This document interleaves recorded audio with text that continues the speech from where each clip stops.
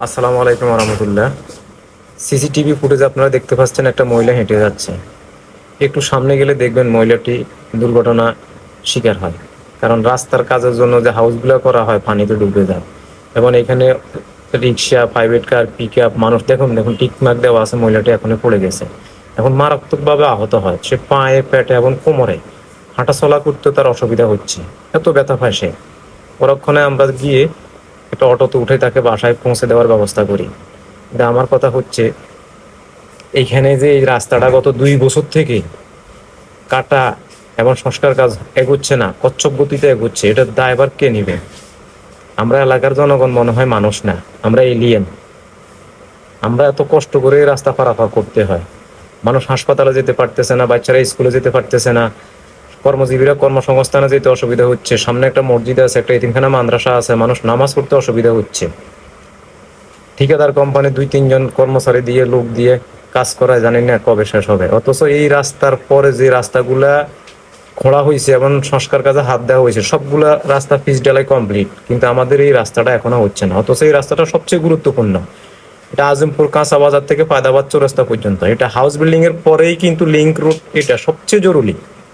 এদিক দিয়ে রাত্রে দিনে হাজার হাজার মানুষের যাতায়াত হয়।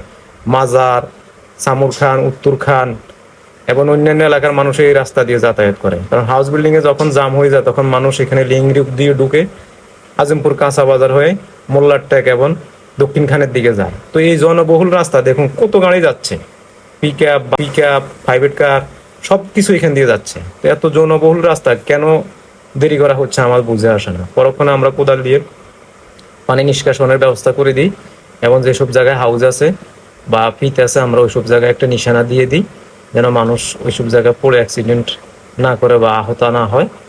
আমরা চেষ্টা করছি, কিন্তু আমাদের খুব খারাপ লাগে।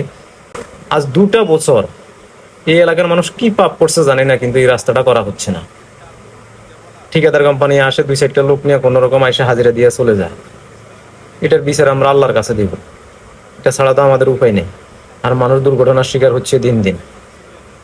কত জনবহুল রাস্তা, বলার কেউ নেই, শোনার কেউ নেই। আমি আর একটা ভিডিও দিচ্ছি, দেখবেন একটা মাদ্রাসার ছাত্র গত 3 দিন আগে কিভাবে অ্যাক্সিডেন্ট হয়। এভাবে অনেকে অ্যাক্সিডেন্ট হয়েছে, অনেকেই, যেটা বলা বাহুল্য।